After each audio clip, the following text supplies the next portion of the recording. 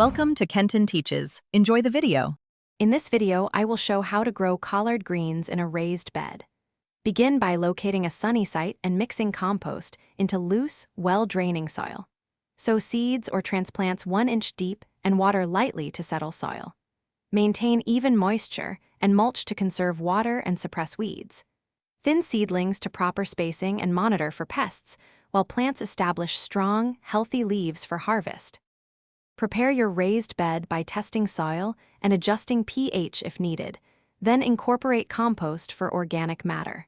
Sow seeds or set transplants at recommended spacing and press soil gently around roots.